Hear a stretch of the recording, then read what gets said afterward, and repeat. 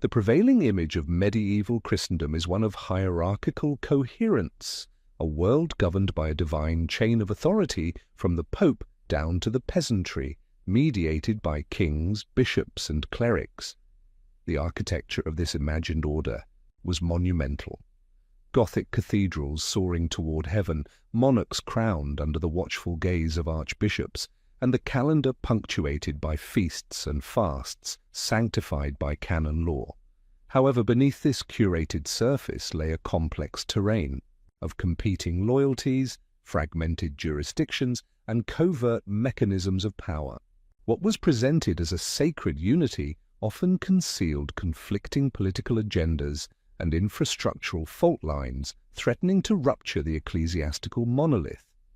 The 12th and 13th centuries in Europe are often characterized as the High Middle Ages, a period of relative stability, religious homogeneity, and scholastic ascent. But these surface descriptors disguise the systemic tensions that existed between temporal and spiritual authorities. The papacy sought dominion over both soul and sword, asserting that no king was legitimate without the blessing of Rome. Monarchs, however, increasingly saw the Church not as a partner, but as a competitor, one with its own lands, armies, treasuries, and tribunals. Legal pluralism was rife, with church courts and royal courts issuing contradictory edicts.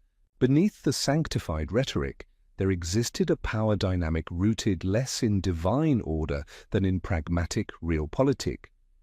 It is within this unstable matrix that the Templars emerged, officially as a military order protecting pilgrims en route to Jerusalem. But their foundational narrative sits awkwardly with their later trajectory. Why would a handful of knights endowed with vows of poverty and celibacy become the most sophisticated financial organization in medieval Europe? Why did they receive exceptional legal privileges exempting them from the oversight of both bishops and kings? And why, despite their central role in shaping the political economy of Christendom, do they largely disappear from sanctioned history following their abrupt persecution in the early 14th century? The Christian world of the Middle Ages operated not merely through overt rituals and visible hierarchies, but through an ecology of hidden codes, sealed alliances, and unspoken accommodations. Cloisters were not always isolated refuges of prayer, but could function as administrative hubs, diplomatic nodes, and vaults of classified correspondence. The ecclesiastical bureaucracy extended far beyond the realm of liturgical rites. It incorporated networks of informants, cryptographers, moneylenders, and logisticians. Christendom, far from being a unified spiritual body, resembled more a contested interface of institutional systems vying for supremacy under a shared theological pretense. D is crucial to interrogate the assumption that the medieval world was naively monolithic in its religiosity. Even within the Church there existed deep theological schisms, debates over transubstantiation, papal infallibility, the legitimacy of Crusades, and the morality of usury. Moreover, the geographic spread of Christendom itself introduced heterogeneity. From the Latin West to the Byzantine East, from the Christianized Norse in Scandinavia to the new converts in Eastern Europe, doctrinal enforcement varied significantly. In this uneven terrain, organizations with pan-European reach like the Templars held a unique position. They operated above national borders and outside standard ecclesiastical oversight, often bypassing even the most authoritative church councils. The language of medieval legitimacy was crafted not in truth, but in the maintenance of consensus. What could not be integrated into the official narrative was either anathematized or erased. Heresies were not simply doctrinal errors, but often signposts of epistemic fractures in the overarching structure of power. The same logic applied to political dissidents, alternative monastic movements, and trans-regional networks whose autonomy threatened the sanctity of centralized authority. If control over belief was synonymous with control over behavior, then secrecy, not transparency, became the real currency of influence. In this context, the Templar order must be re-examined not as an isolated anomaly, but as a critical node in the larger architecture of medieval covert governance. Their rise, institutional structure, operational autonomy, and eventual suppression suggest that they functioned as more than military monks. They were embedded in a subterranean system of information flow, asset control, and elite recruitment that operated beneath the theological facade. To investigate the Templars is not merely to question their stated mission, but to probe the blind spots in medieval historiography itself. What the historical record offers is often a mixture of post-facto rationalizations and strategic silences.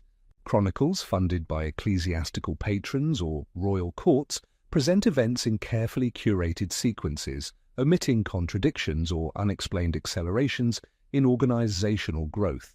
The Templars, who appear suddenly as a small, pious brotherhood and evolve into a transcontinental power within decades, challenge the standard logic of institutional development.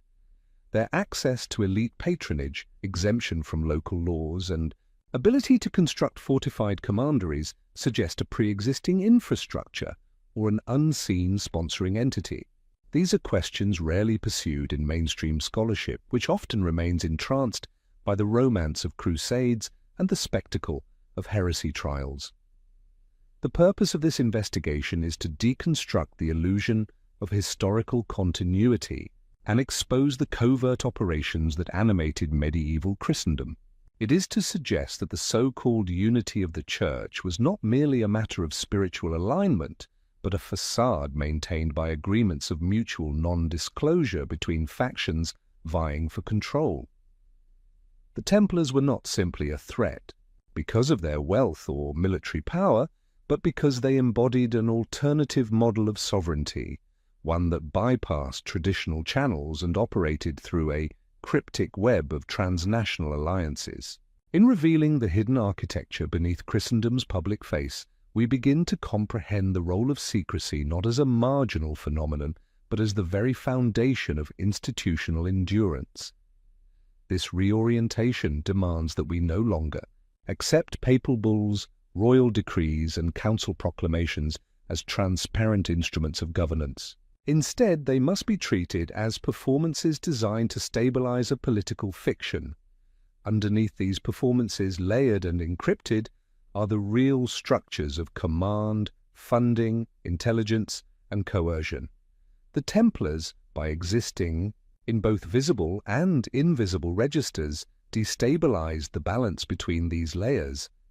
Their presence was tolerated only so long as it served the interests of the prevailing narrative. Once their internal mechanisms became too opaque or too autonomous, the illusion had to be recalibrated through ritualized suppression. The task ahead is not to reconstruct the secret history of the Templars from scratch, for such a task may ultimately be impossible. Rather, it is to identify the fractures in the official story and use them as entry points for forensic analysis. These entry points, the sudden wealth, the architectural anomalies, the legal exemptions, the encoded rituals, offer a roadmap not to the past itself, but to the machinery that constructs historical memory. By dissecting the Templar phenomenon, we aim not only to uncover a buried network, but to expose the epistemological scaffolding that continues to obscure it. The canonical narrative holds that the Knights Templar were founded in 1119 by 9 knights, led by Hugues de Payan, with the stated goal of protecting pilgrims on their journey to Jerusalem following the First Crusade. They were said to have taken monastic vows, lived in poverty, and occupied part of the former Al-Aqsa Mosque on the Temple Mount, hence the name Templars. This origin story, however, suffers from a number of contradictions and unexplained accelerations. It invites critical scrutiny not only for its simplicity, but for the way it seamlessly integrates a military order into both ecclesiastical and royal hierarchies, without the usual friction that accompanied the rise of new institutions. In medieval Christendom, the figure of Hugues de Payan itself is shrouded in ambiguity.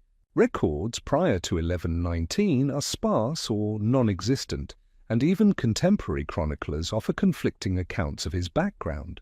Some place him in the Champagne region of France, others associate him with noble families in Burgundy. This lack of clarity is compounded by the fact that the founding knights reportedly took no formal rules for nearly a decade. For a group tasked with the protection of thousands of pilgrims across a dangerous and fractured Levantine landscape, such informal beginnings appear inconsistent with their later rigor and discipline. The support they received in their early years is equally suspect. Within 2 decades of their alleged founding, they had secured backing from Bernard of Clairvaux, one of the most powerful clerics of the age, and a formal rule ratified at the Council of Troyes in 1129. Such rapid institutional legitimation suggests prior negotiations or a deeper agenda. In a time when most new religious orders struggled for decades to gain recognition, the Templars were fast-tracked through the ecclesiastical hierarchy. The involvement of Bernard, a Cistercian reformer with close ties to papal power, raises the question: were the Templars truly a spontaneous grassroots movement or a project sanctioned from inception by upper-tier church figures? The political context of the early 12th century provides further grounds for skepticism. Following the First Crusade, the Latin Kingdom of Jerusalem was weak, fragmented, and dependent on Western support. The papacy, seeking to reinforce its claim as the leader of Christendom, was eager to construct visible mechanisms of cross-continental unity. In this framework, the establishment of a religious military order that spanned both East and West served dual functions. It secured papal influence in the Levant while embedding a loyal military apparatus within European territory. The Templars, officially monastic but functionally autonomous, were ideally suited to this hybrid role. Their location on the Temple Mount also invites reinterpretation. The Al-Aqsa Mosque, built on the site of Solomon's Temple, held eschatological significance not only in Christian tradition, but in Judaic and Islamic texts. For an order devoted ostensibly to military protection, their choice of headquarters appears more symbolic than strategic. Contemporary records indicate that the Templars spent their early years excavating parts of the Temple Mount. What they sought, or claimed to discover, remains undocumented in ecclesiastical archives. Later, legends connecting them with the Holy Grail or arcane knowledge are typically dismissed as fantasy, yet the original record is equally opaque. Silence, in this case, functions not as evidence of absence but as a deliberate suppression of information. The Order's rule, when finally codified, reveals further anomalies. Unlike other monastic codes, it combined religious devotion with martial conduct and granted unusual latitude in matters of finance and property. Templars were prohibited from owning personal wealth, yet the order was permitted to acquire land, collect tithes, and operate financial instruments such as loans and letters of credit. This institutional contradiction, poverty on the part of the individual, wealth on the part of the collective, laid the groundwork for a model of distributed control uncommon in medieval Europe. The dichotomy also served to obscure the actual mechanisms of resource accumulation and transfer. The geographic scope of the order from its earliest decades further challenges the official story. By the mid-12th century, the Templars held estates not only in France and the Levant, but in England, Spain, Italy, and Germany. Their network grew not through conquest, but through donation and patronage, often from monarchs and noble families. This accumulation of property was neither random nor symbolic. It followed clear patterns of logistical viability, strategic placement, near trade routes, and access to local judicial autonomy. In essence, the Templars built a supranational infrastructure under the guise of religious devotion. These holdings were often fortified and staffed by personnel loyal not to the local bishop or lord, but to the central order. The commandery system, the basic administrative unit of Templar land, allowed for operational independence, revenue collection, and local enforcement. The early establishment of this system contradicts the notion of a modest, protection-focused brotherhood. It suggests a blueprint and logistical knowledge inconsistent with their publicly stated mission. How did a group of 9 knights acquire the legal expertise, architectural resources, and political capital necessary to establish such a framework within a generation? The papacy's role in this process remains under-examined. While later bulls, such as Omni Datum Optimum, are often cited as pivotal, the earlier period is marked by an absence of recorded papal resistance. Given the Church's frequent antagonism toward autonomous religious movements, particularly those mixing lay and clerical functions, the absence of opposition to the Templars is itself suspicious. Moreover, their foundational support from European nobility often bypassed standard ecclesiastical channels, indicating the possibility of an alternative alignment of interests between secular elites and the emerging order. These inconsistencies suggest that the Templars may have emerged not from spontaneous zeal, but as the operational arm of a larger agenda, whether ecclesiastical, royal, or trans-institutional. Their creation filled a vacuum not only in military protection, but in logistical coordination, financial exchange, and trans-regional communication. The fact that they became indispensable within decades implies strategic foresight. Either they had been conceived by those already versed in the machinery of power, or they were rapidly co-opted into such structures. In either case, the founding narrative functions as a veil, obscuring the political calculations that facilitated their rise. To treat the Templars as a sudden innovation is to ignore the preparatory terrain that allowed their emergence.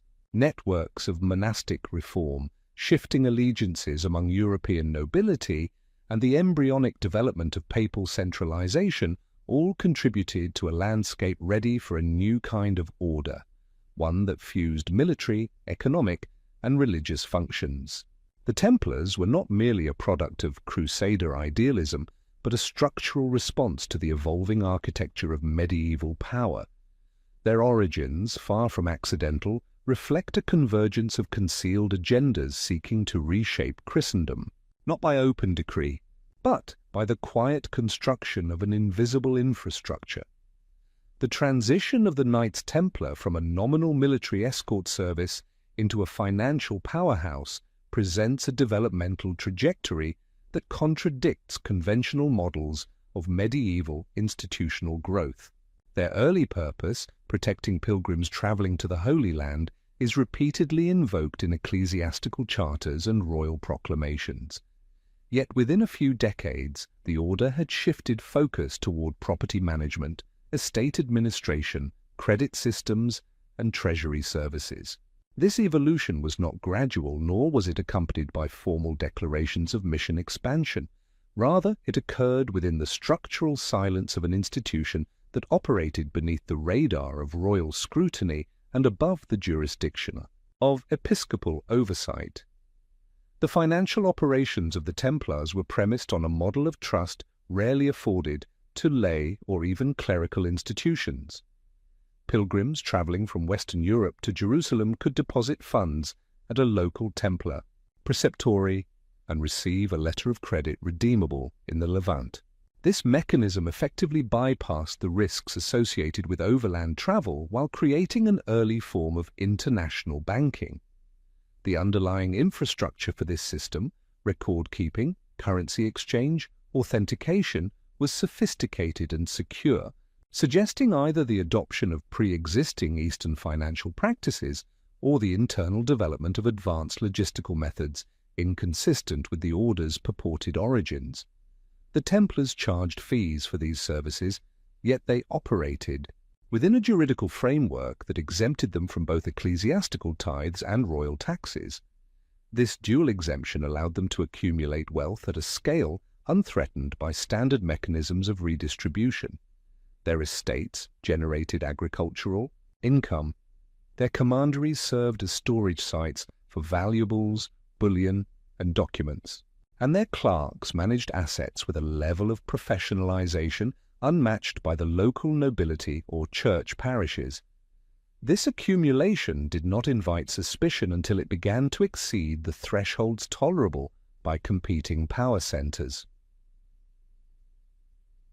By the mid-13th century, the order's financial influence extended deep into royal treasuries. Monarchs borrowed from the Templars to fund military campaigns, settle debts, and stabilize their own currency. The French crown, in particular, utilized Templar commanderies in Paris as de facto treasury offices. In England, the crown entrusted Templar estates with the safekeeping of tax revenues and the maintenance of records. These services effectively placed the Templars in the role of fiscal stewards without formal appointment. Yet, the legitimacy of this role was rarely questioned. Their religious aura shielded them from the kinds of audits and accusations routinely directed at Jewish moneylenders or secular merchants. This trust was not a result of theological consensus, but of legal engineering. The order's direct subordination to the papacy, formalized through a series of bulls, created an extrajudicial status immune to secular regulation. Kings could not inspect their records nor compel them to release funds without papal intercession. Even then, the Templars were known to delay or negotiate such interventions. Their internal communication channels, encrypted and hierarchical, ensured that sensitive information did not leak to external authorities. In this sense, their financial architecture was as much about secrecy as it was about efficiency. The commandery system played a central role in these operations. Each commandery maintained inventories, managed tenants, negotiated rents, and oversaw the local collection of interest-bearing loans. The funds were not hoarded but circulated through the order's transcontinental network, allowing for liquidity without dependence on coinage alone. In times of famine or war, Templar commanderies acted as stabilizing forces, distributing grain, advancing credit, and brokering political truces. These actions, while publicly framed as acts of charity or diplomacy, had the effect of embedding the order more deeply into the political economy of Europe. Their banking model rested on asymmetric transparency. Clients, nobles, kings, and merchants had to disclose assets and plans, while the Templars provided minimal information in return. This dynamic gave the order access to a broad spectrum of intelligence: estate values, troop movements, political debts, and succession disputes. Their clerks doubled as informants. Their letters carried both financial and strategic significance. The idea that the Templars were mere custodians of treasure ignores the extent to which information itself became their most valuable asset. In a world where secrecy was survival, the Templars perfected the art of opacity. The scale of their operations also raises questions about internal cohesion. Managing vast estates across hostile and linguistically diverse territories required a level of bureaucratic standardization unprecedented at the time. Their ability to reconcile accounts, enforce compliance, and avoid major internal corruption suggests either an unusually disciplined culture or an institutional surveillance system not recorded in open texts. Given the absence of whistleblowers or major financial scandals within the order, one must consider the possibility that enforcement mechanisms, ritual, legal, or otherwise, existed beyond the reach of contemporary chroniclers. The role of ritual cannot be overlooked. While most financial institutions derive legitimacy from external regulation or chartered authority, the Templars maintained cohesion through internal codes whose contents were withheld from the general public. Allegations of esoteric rites, secret oaths, and symbolic initiations, though often sensationalized in heresy trials, nonetheless indicate a layer of behavioral control that surpassed legal contracts. This control likely contributed to their efficiency, loyalty, and operational discretion. In contrast to feudal systems of vassalage, which depended on mutual recognition and personal bonds, the Templar model subordinated the individual entirely to the order. As their financial role expanded, the Templars began to intersect with theological fault lines. Usury, defined as the charging of interest, was officially prohibited by church doctrine, yet the Templars navigated this prohibition by using service fees, currency exchanges, and delayed repayments, mechanisms that achieved similar outcomes without triggering canonical censure. Their financial activities thus operated in a grey zone, neither fully ecclesiastical nor fully commercial. This ambiguity shielded them from denunciation while enabling them to dominate the monetary ecosystem of medieval Europe. Eventually, this duality became unsustainable. As their wealth and autonomy grew, so did the resentment from monarchs whose sovereignty was undermined by fiscal dependence. The papacy, too, began to perceive the Templars as a rival institution rather than a subordinate arm. What began as a solution to the logistical challenges of the Crusades had evolved into a transnational network with its own logic, interests, and immune system. The financial power of the Templars was not an accidental byproduct of pious service, but a deliberate accumulation enabled by legal insulation, ritual cohesion, and informational asymmetry. To treat the Templars as bankers in robes is insufficient. They were architects of a new model of power, one that fused economic leverage with symbolic authority. Their financial operations cannot be divorced from their religious identity, nor can their religious language be understood without recognizing its instrumental use in legitimizing control. The journey from protecting pilgrims to managing monarchs was not a deviation, but the logical consequence of an institution designed to operate within and beyond the visible structures of Christendom. The Templars, far from being passive beneficiaries of trust, engineered a parallel financial system that transformed the very nature of medieval sovereignty. In 1139, Pope Innocent II issued the bull Omni Datum Optimum, which fundamentally altered the trajectory of the Knights Templar. The document granted the order full exemption from local ecclesiastical authority, affirming that only the Pope himself could exercise oversight over them. It permitted the Templars to build their own churches, collect tithes, bury their own dead, and retain revenues independent of bishops or secular lords. This marked an unprecedented elevation of institutional privilege, establishing the Templars not as a subordinate arm of the Church or a military extension of royal power, but as a sovereign body within Christendom. The implications of this legal configuration are staggering and demand a forensic examination of the political logic behind it. The bull's timing is not incidental. Issued less than 2 decades after the order's formal recognition, Omni Datum Optimum offered a legal scaffold that retroactively legitimated the Templars' expanding activities. It did more than codify privilege, it granted them immunity from audit. While other ecclesiastical institutions were bound by diocesan oversight and canonical inspections, the Templars were functionally invisible to the traditional apparatus of clerical governance. This enabled the creation of an operational space in which alternative power structures could emerge, ones that required neither papal guidance nor royal consent in their day-to-day functioning. This immunity had critical implications for property accumulation. In a feudal system where land ownership was the primary source of economic and political power, the Templars' ability to acquire, manage, and consolidate estates without interference made them unique. Monasteries were usually integrated into local feudal hierarchies, paying dues and acknowledging lordship. The Templars, by contrast, answered only to Rome, and even then selectively.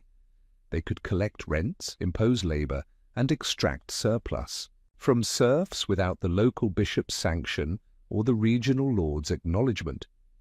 Their fortified commanderies became enclaves of extrajudicial control, nodes of influence that punctuated Christendom with legal anomalies.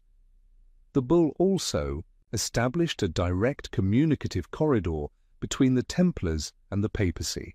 Letters, emissaries, and petitions bypassed local hierarchies, creating a centralized information network that mirrored the command structure of modern intelligence agencies more than medieval religious orders.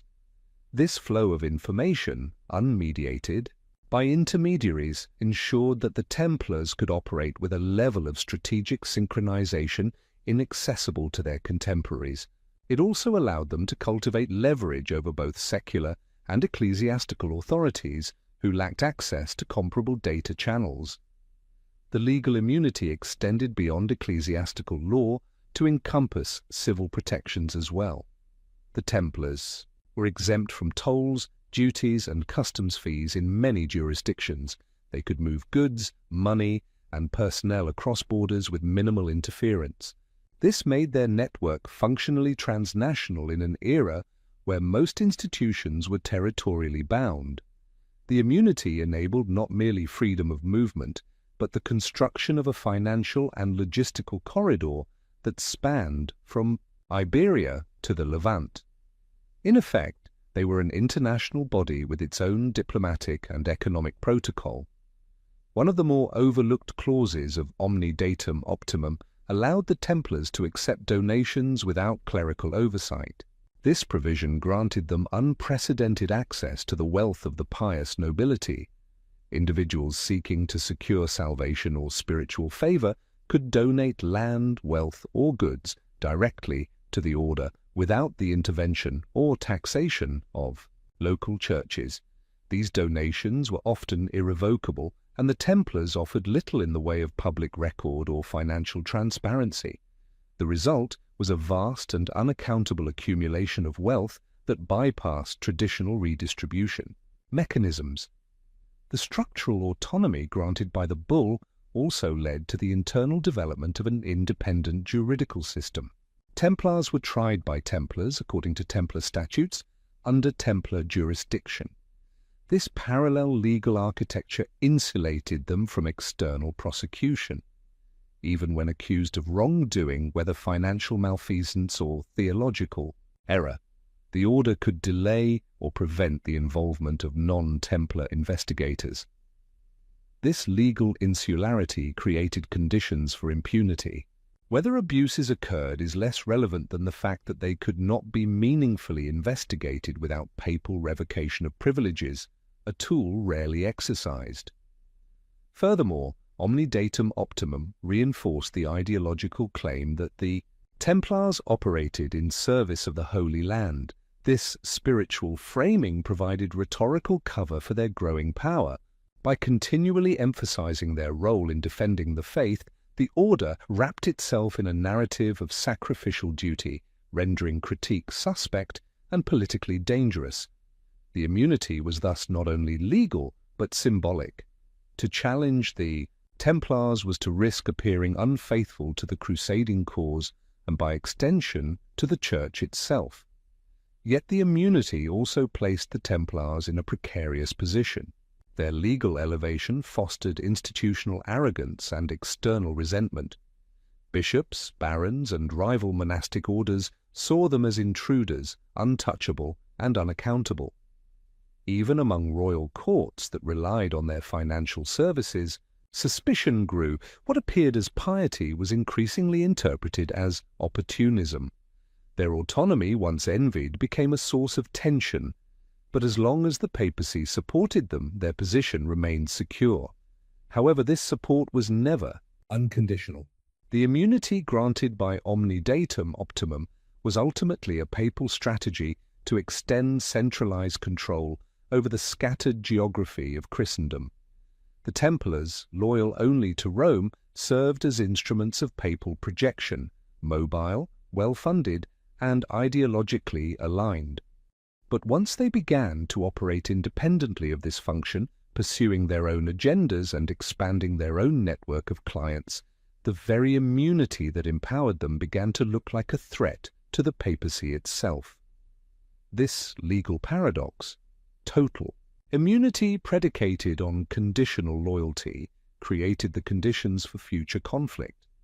The Templars' immunity became a structural problem, not only for local authorities, but for the broader legitimacy of ecclesiastical law. If one institution could operate outside all established frameworks, the principle of universal church authority was undermined. Their existence thus exposed the internal contradiction of a system that sought both hierarchical order and operational flexibility. The bull was never revoked during the Templars' operational lifespan, but it was silently reinterpreted. Later, papal communications began to hedge, introducing phrases that implied oversight or conditional trust. By the early 14th century, papal rhetoric shifted from unconditional praise to cautious distancing. This discursive shift foreshadowed the later crackdown orchestrated by King Philip IV and reluctantly endorsed by Pope Clement V. The immunity that had protected the order became, in time, the very basis for its downfall, proof, in the eyes of its enemies, that it had grown too powerful, too secretive, and too immune to justice. In the broader structure of medieval Christendom, the Templars embodied an experiment in decentralized control and legal exceptionalism. Their immunity was not a passive privilege, but a dynamic tool for the construction of a parallel sovereignty. The logic of omni datum optimum was not simply to protect the order, but to enable it to serve as a mobile appendage of ecclesiastical influence. Once that function decoupled from papal interests, the order's immunity ceased to be an asset and became a liability. The autonomy it once wielded with impunity would soon be recast as insubordination. What had been engineered as a system of sanctioned independence was recoded as heretical rebellion. The architectural footprint of the Knights Templar provides a physical record of the order's operational logic, one that contrasts sharply with its public mission of spiritual discipline and military defense. While ecclesiastical historians often present Templar structures as variations of monastic simplicity or utilitarian castles, a closer analysis reveals a recurring pattern of dual use: design, structural overinvestment, and anomalous features that defy the stated function of each site. The spatial distribution, architectural redundancies, and fortified autonomy of these structures suggest a network not merely of military outposts but of logistical hubs, intelligence centers, and possibly data vaults embedded within the medieval landscape. Across Western Europe and the Eastern Mediterranean, Templar commanderies were established in rural estates, urban peripheries, port cities, and trade corridors. Their design language blended ecclesiastical and martial elements, but with unique structural redundancies. Unlike standard monasteries or knightly keeps, Templar buildings often featured multiple layers of internal courtyards, double-walled perimeters, deep cistern systems, underground passageways, and concealed compartments.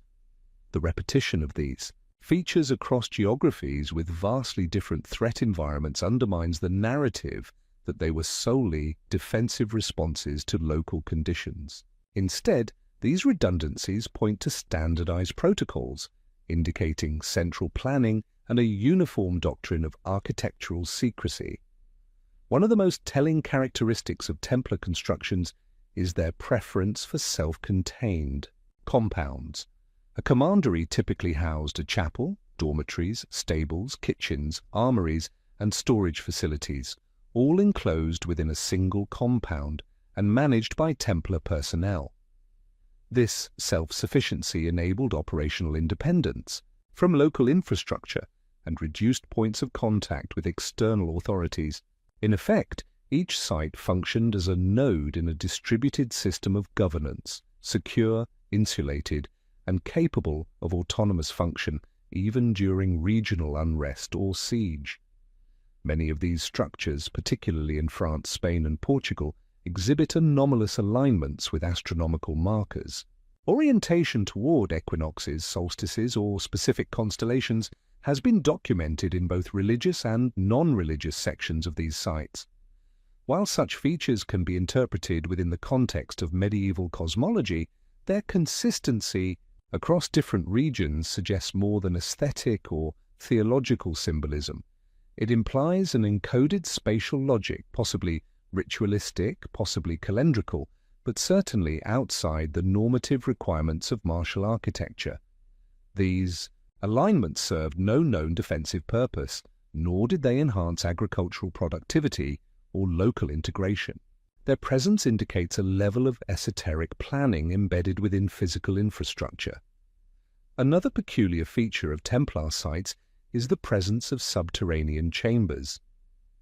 These are often dismissed as wine cellars or storage vaults, yet their depth, construction quality, and lack of surface markers imply a more deliberate function. Some possess ventilation systems far more advanced than typical medieval basements. Others feature narrow, defensible access points suggestive of secure confinement or the need for restricted entry. Documentation on their use is scarce or non-existent, and excavation is frequently impeded by legal or ecclesiastical restrictions. The hypothesis that these chambers served as repositories of sensitive information, ritual spaces, or encrypted archives remains speculative but plausible, given the broader context of the Order's secretive behavior. In urban centers, such as Paris and London, Templar precincts were located near financial districts, royal courts, or river ports. Their proximity to centers of power, combined with their legally autonomous status, made them ideal for conducting discrete transactions, storing valuables, and coordinating cross-border activities. The London Temple, for example, became a preferred location for legal arbitration and document storage. Its chapel was architecturally grand, but its adjacent quarters were more heavily fortified than typical ecclesiastical buildings, suggesting a concern for securing not only personnel, but sensitive material assets. The use of these compounds as diplomatic sanctuaries and financial nodes supports the argument that their primary function extended beyond religious or military operations. The rural commanderies, meanwhile, reveal a different set of functions. Often located near crossroads, river fords, or isolated hilltops, these sites acted as way stations for couriers, rest points for supply chains, and regional centers for estate management. Their agricultural output provided revenue, but their layout often included guest quarters, armament stockpiles, and administrative offices, far exceeding the needs of simple farming communities. Many contained redundant water systems, private chapels, and fortified granaries, enabling them to sustain prolonged isolation. These characteristics are consistent with a strategic model of contingency planning, ensuring operability during periods of siege, plague, or jurisdictional collapse. Archaeological studies have occasionally uncovered symbolic carvings, hidden sigils, or architectural anomalies in Templar buildings. While interpretations vary from Templar cross motifs to supposed alchemical symbols, their presence reflects a cultural code inaccessible to outsiders. These inscriptions often appear in locations not intended for public view, behind altars, beneath stairwells, or within stone vault linings. Their concealment suggests an internal messaging system, not for external display but for internal recognition, ritual alignment, or mnemonic encoding. Such symbols, if systematically catalogued, could reveal a layered language embedded within the architecture itself. Importantly, many of these structures survived the suppression of the Templar Order in 1307. Unlike ephemeral political institutions or battlefield infrastructure, the commanderies were built to last. Their stone construction, structural redundancies, and strategic locations ensured continued utility even after the order was officially dissolved. In several regions, they were simply rebranded under other orders, such as the Order of Christ in Portugal, or repurposed for royal or ecclesiastical use. This continuity underscores their underlying utility. The infrastructure remained viable because it had always served functions transcending the Templar identity. The buildings outlived the order because their original purpose was never contingent on the order's public narrative. The architecture of the Templars should therefore be treated as a form of non-verbal intelligence, a physical code that transmits information about institutional priorities, threat models, and operational doctrines. The redundancy of security features, the cryptic spatial logic, and the enduring autonomy of each site point to a system designed not for flexibility, but for controlled opacity. These were not mere buildings, they were containers of secrecy, temples of record and bunkers of memory. In the broader context of medieval Christendom, such constructions represent a radical departure from traditional religious architecture. They were neither open places of worship nor feudal manor houses. They were instead fortified membranes, interface points between visible Christendom and the invisible networks that governed it. The Templars, by encoding their institutional memory in stone, ensured a degree of permanence that written records could never achieve. Even when archives were destroyed or seized, the architecture remained silent, inert, but saturated with purpose. What remains today is often fragmentary. A ruined chapel, a weathered gatehouse, an overgrown tunnel. Yet the fragments speak. They speak not of piety or chivalry, but of foresight, compartmentalization, and concealment. They point to an institution that anticipated threats not only from without but from within, and that responded not with transparency but with calculated silence. The Templar buildings are the residual imprint of a sovereign logic, one that did not depend on papal favor or royal charter, but on stone, geometry, and the sanctity of secrecy. The spatial distribution of Templar holdings across Europe and the Near East was not the product of ad hoc donations or random military conquests, but the manifestation of a deliberate logistical and administrative design.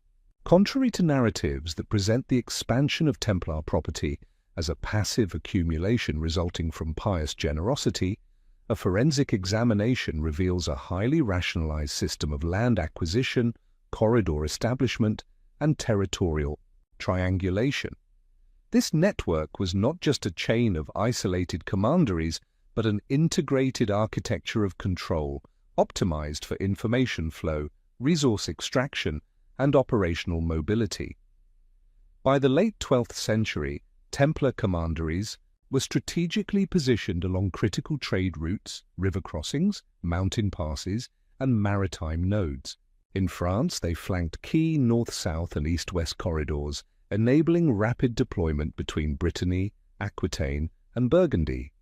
In the Iberian Peninsula, their presence spanned contested frontiers between Christian and Muslim territories, allowing them to manage intelligence, coordinate arms distribution, and influence the pace of the Reconquista.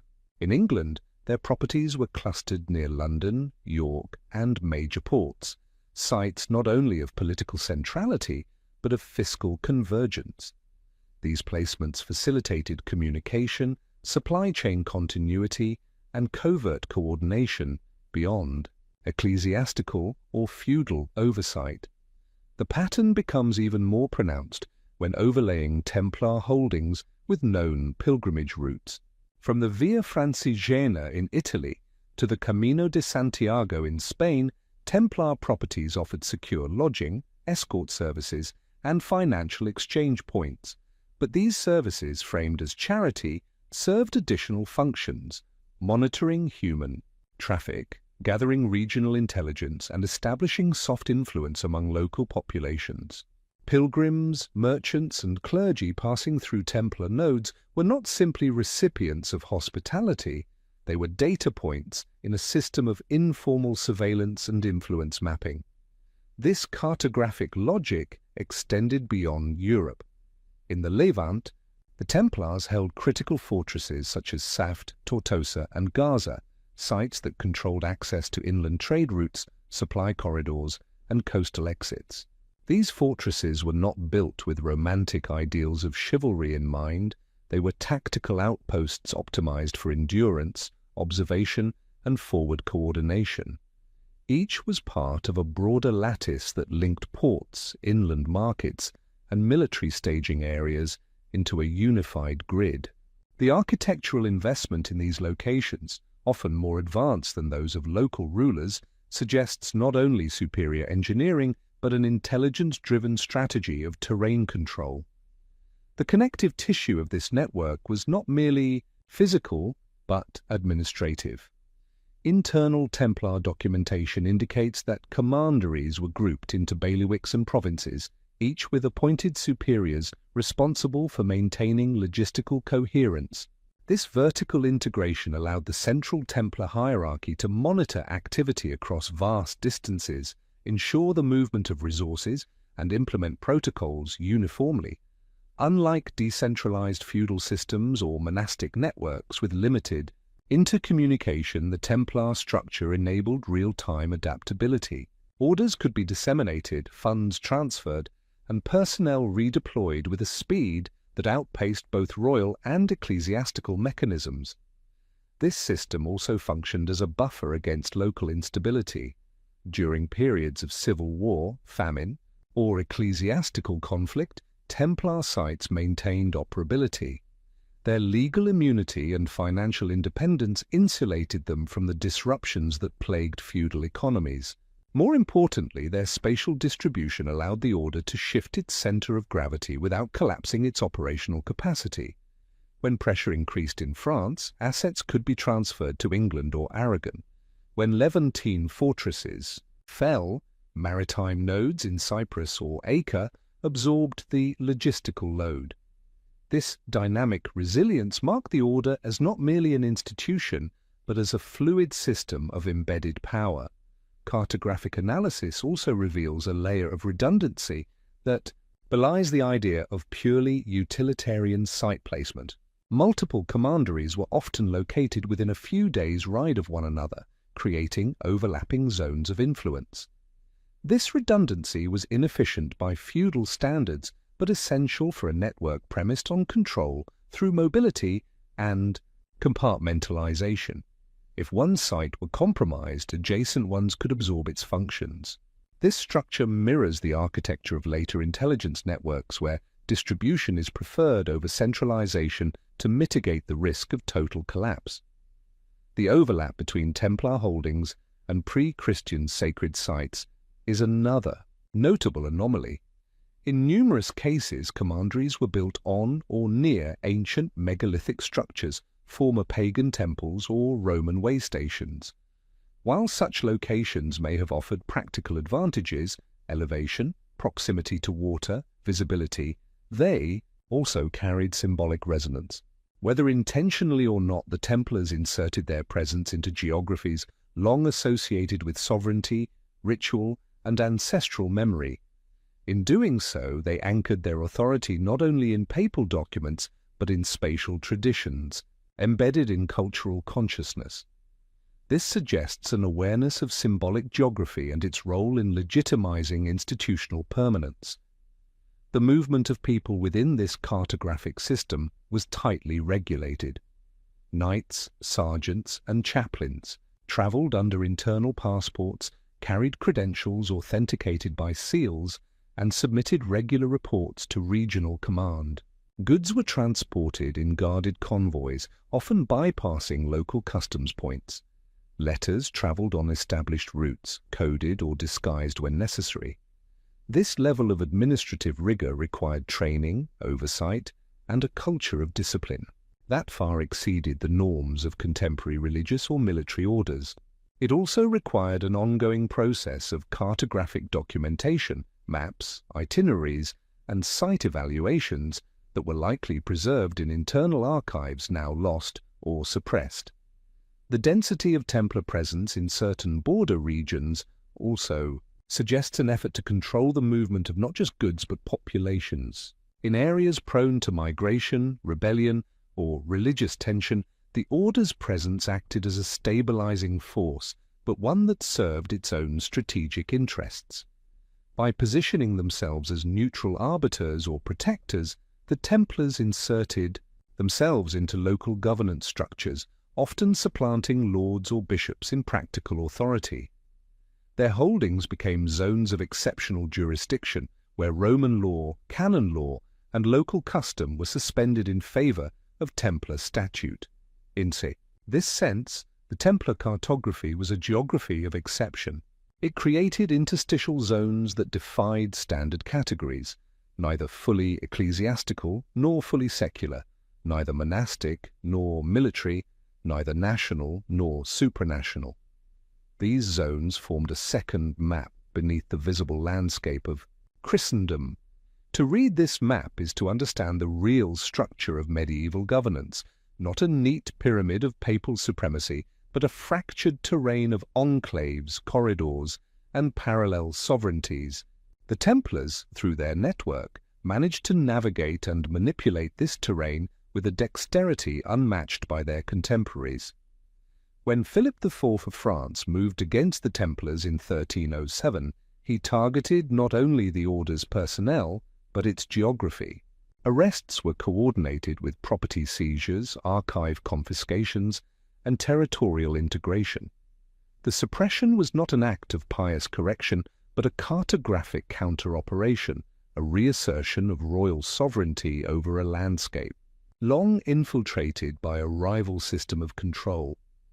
The fact that many Templar sites were simply absorbed into the royal domain or reassigned to compliant orders illustrates that their underlying utility remained intact. What changed was not the map itself, but its ownership.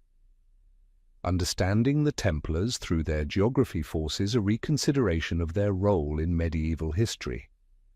They were not simply soldiers, monks, or bankers. They were engineers of territory, custodians of corridors, and architects of invisible control. Their cartography was not drawn with ink, but with stone, discipline, and privilege, and it remains partially legible today, embedded in the remnants of commanderies, in the grid of medieval trade, and in the legal anomalies that once defined their zones of exception. While the Templars are often portrayed as ascetic warriors committed to a clear monastic code, the inner workings of their communication, rituals, and documentation suggest the existence of a parallel symbolic system, one whose contents, structures, and transmission methods remain largely occluded from traditional ecclesiastical or royal oversight. A recurring feature in both trial testimonies and indirect documentation is the reference to secret signs, gestures, passwords, and private rituals. These elements indicate not mere formality, but a system of encryption, linguistic, procedural, and semiotic, developed for internal coherence, compartmentalization, and operational security. This system served to insulate the order from infiltration, enhanced loyalty through ritual bonding, and enforce a discipline of concealment at all institutional levels. The clearest documented reference to such a system appears in the confessions extracted during the suppression of the order in 1307, though obtained under duress and subject to political manipulation. These confessions display a disturbing consistency. Many knights reported that upon initiation they were instructed in gestures, formulaic phrases, and behavioral protocols that were never to be disclosed. The descriptions varied, suggesting local adaptations, but the structure of secrecy was always present. Some reported that initiates were made to deny Christ or spit upon the cross, claims widely seen as politically motivated slander. But beyond the theological sensationalism, the underlying motif of ritual differentiation stands out. These were not simply symbolic acts. They were tests of internal trust, filters for obedience, and instruments of psychological breakage from conventional moral norms. Beyond ritual, the order maintained an internal correspondence system that remains largely unaccounted for in modern archives. The few surviving letters show signs of symbolic encoding, abbreviations, substitutions, and cryptographic markers designed to obscure content from unintended readers. The existence of such coding systems indicates a deliberate effort to restrict information access to hierarchically authorized individuals. These were not simple letters between comrades, but communiques of strategic and operational value. The capacity to develop and maintain such a system presupposes training, coordination, and an institutional commitment to information control. It also implies the presence of scribes, archivists, or stenographers whose roles have never been formally acknowledged in standard Templar narratives. Further evidence of encoded communication arises from the physical designs of certain Templars, chapels, and commanderies. Architectural historians have noted the presence of recurring geometric motifs, octagons, pentagrams, and intersecting circles embedded into floor plans, stained glass, and carved stone. These elements, while publicly interpreted as stylistic flourishes or symbolic references to the Holy Land, also function as mnemonic devices and spatial ciphers. In certain cases, these symbols form complex alignments with astronomical events or architectural ratios, suggesting an underlying numerological system possibly used for calendrical or liturgical coordination. This spatial semiotics, too consistent to be incidental, indicates that Templar architecture served as more than shelter. It was a vessel for encoded knowledge. The liturgical practices of the Templars diverged subtly but significantly from standard Roman Catholic rites. While they were nominally aligned with the Latin Church, reports from contemporary observers and internal dissidents suggest the use of alternative prayers, unique vestments, and privately administered sacraments. The order maintained its own chaplains, trained within the institution and answerable only to its Grand Master or papal legate. These chaplains conducted masses and administered confession within the closed confines of Templar properties, bypassing episcopal jurisdictions. The internal liturgy may have included esoteric teachings or allegorical reinterpretations of Christian doctrine, though specific contents remain undocumented. This theological opacity allowed the Templars to develop a shared metaphysical vocabulary, reinforcing internal cohesion while avoiding external scrutiny. Several documents hint at the use of numeric ciphers for date stamping, encoding locations, and structuring internal calendars. Fragmentary codes found in Templar inventories and marginalia in administrative records suggest a modular system, possibly based on variations of Roman numerals, Hebrew letters, or Arabic arithmetic. These codes do not correspond to known monastic accounting systems and seem instead designed for internal tracking. The order's pan-European scope and multilingual personnel would have necessitated a unifying code language that minimized interpretation errors. Such a system would also serve to obscure the scale of operations from external auditors, even those within the Church. Another vector of cryptic operation was the Templars' use of symbolic gestures. Initiation ceremonies, according to both friendly and hostile sources, involved a sequence of movements, embraces, and hand positions that varied by rank and context.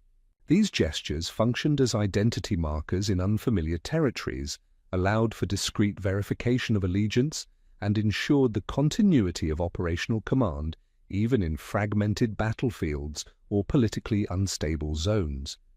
The existence of such a kinesthetic code, even in rudimentary form, placed the Templars closer to proto-Masonic traditions than to conventional monasticism. It is also worth noting that the order maintained a clear policy of verbal discipline. Members were prohibited from disclosing the contents of internal debates, financial decisions, or command directives to non-members. Silence was not only a personal virtue, but an institutional requirement. Violations of confidentiality were punished through expulsion or harsher penalties, depending on regional statutes. This culture of verbal restriction extended even to the naming of members. In some commanderies, knights were known by title or number rather than personal names, especially in external dealings. This depersonalization served to obscure networks of influence and inhibit external intelligence gathering. The cumulative effect of these cryptic systems was the creation of an institutional identity premised not on transparency, but on controlled ambiguity. The Templars were not simply secretive by habit, They were structurally encrypted. Their oaths, rituals, and communications were all designed to create layers of selective visibility. To outsiders, they presented the image of pious defenders of Christendom. Internally, they cultivated a discipline of silence, ritual, and coded interaction that rendered the true scope of their operations illegible. This dual structure of external clarity and internal encryption allowed the Templars to function as both public servants and private actors. Their visible activities, pilgrim protection, crusading defense, estate management, provided sufficient cover for their less visible functions: intelligence collection, resource routing, ideological transmission. Their rituals were not merely devotional but operational. Their codes were not marginal but foundational. The Order's durability, coherence, and rapid expansion can only be understood through this lens of structured cryptography. By the time of their suppression, much of this cryptic infrastructure had either been destroyed, buried, or absorbed into other institutions. Yet the ghost of the Templar code system persists in rumors of hidden texts, in architectural symmetries, and in the symbolic vocabularies of later secret societies. What remains is not proof, but pattern, not confession, but residue. The Order's cryptic liturgies and coded communication did not merely support their operations, they were their operations, designed to mask, to bind, and to endure. Despite being publicly framed as the militant spearhead of Christian crusading zeal, the Knights Templar operated in a cultural, economic, and military environment that necessitated regular interaction with Islamic powers, Eastern Christian sects, and esoteric traditions rooted in non-Western epistemologies. The official narrative constructs a binary opposition, Christian versus Muslim, Latin West versus Orient. But the lived reality of the Templar network tells a different story, one of negotiated coexistence, selective appropriation, and information exchange. The geopolitical context of the Crusader states, surrounded by Muslim principalities, Byzantine enclaves, and trade-dependent communities, rendered isolation impossible. What emerges from this complex environment is not a portrait of ideological purity, but of pragmatic interface and, in some cases, deliberate syncretism. Templar fortresses in the Levant were often located within close proximity to Muslim cities and trade routes. Their garrisons, while formally at war with surrounding polities, routinely engaged in truces, non-aggression pacts, and clandestine exchanges with neighboring emirs and merchants. Chronicles from both Christian and Muslim sources attest to mutual toleration, prisoner exchanges, and even joint military operations under temporary alliances. These practices, far from being exceptions, formed part of a recurring strategy of negotiated survival. The binary rhetoric of holy war was maintained for public consumption, but operational decisions reflected a calculus based on territory, resources, and intelligence. In particular, the Templars developed a notably ambiguous relationship with the Nizari Ismailis, popularly known in the West as the Assassins. Based in Syria and Persia, the Assassins operated a decentralized network of fortified enclaves, maintained secretive initiation rites, and practiced a form of political violence that paralleled certain aspects of Templar strategic doctrine. Western accounts describe instances where Templar envoys visited assassin strongholds, brokered truces, and exchanged gifts. While no formal alliance was ever codified, the mutual recognition of structural similarity, autonomy, secrecy, and geopolitical neutrality likely fostered a degree of cautious respect. This alignment suggests that the Templars understood their Muslim counterparts not merely as enemies, but as institutional analogues. Another vector of cultural interface was economic.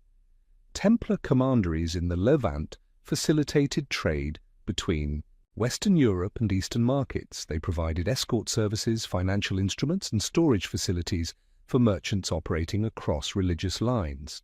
Arabic coins circulated within Templar domains, and several commanderies maintained Arabic-speaking personnel for negotiation and brokerage. The use of Islamic numerals in Templar account books, though sporadically attested, further indicates the practical adoption of Eastern methods in fiscal administration. These practices were not ideologically neutral. They reflected a willingness to absorb effective systems regardless of origin, provided they enhanced operational control. The Wielded architectural record supports this interface. Templar fortresses such as Safed and Atlit incorporate design elements found in Islamic and Byzantine military architecture, curved towers, angled gatehouses, and water management systems adapted from local traditions. These features were not derived from Western templates and indicate an adaptive strategy that prioritized structural resilience over cultural orthodoxy. The adoption of Islamic design elements into ostensibly Christian strongholds challenges the assumption of cultural insularity and reveals a feedback loop of observation, emulation, and localized innovation. Esoteric knowledge may have followed a similar path. While no definitive archive of Templar mystical texts survives, later traditions, particularly within Freemasonry and other Enlightenment-era esoteric groups, assign the Templars a mediating role in the transmission of Hermetic, Gnostic, and Sufi ideas into the West. These claims, often dismissed as mythologizing, nonetheless align with the geographic and institutional capacities of the order. Positioned at the crossroads of civilizations and operating with ritualistic structures, shielded from external scrutiny, the Templars were uniquely situated to encounter and possibly incorporate non-Christian metaphysical systems. Arabic medical texts, astronomical treatises, and philosophical commentaries were already circulating in Crusader cities such as Acre and Antioch during the 12th and 13th centuries. These texts were translated by Jewish, Muslim, and Christian scholars and entered Latin Europe via networks that intersected with Templar infrastructure. While monastic scriptoria typically engaged in formal translation projects, Templar commanderies offered logistical support, housing scholars, securing manuscripts, and facilitating cross-cultural transmission. Though the order itself did not produce scholastic output, its logistical and financial support of intellectual exchange positions it as a silent partner in the early stages of what would later become the Western philosophical Renaissance. Templars' exposure to Sufism is particularly worthy of investigation. Sufi orders, characterized by spiritual initiation, hierarchical secrecy, and a focus on inner transformation, mirror aspects of Templar internal practice. Both systems employed symbolic language, sacred geometry, and oaths of silence. While no direct lineage can be proven, the possibility of conceptual borrowing is not remote. The mere coexistence of such systems within overlapping territories, both engaged in ritual discipline, ideological nonconformity, and geopolitical adaptability, creates a zone of potential influence.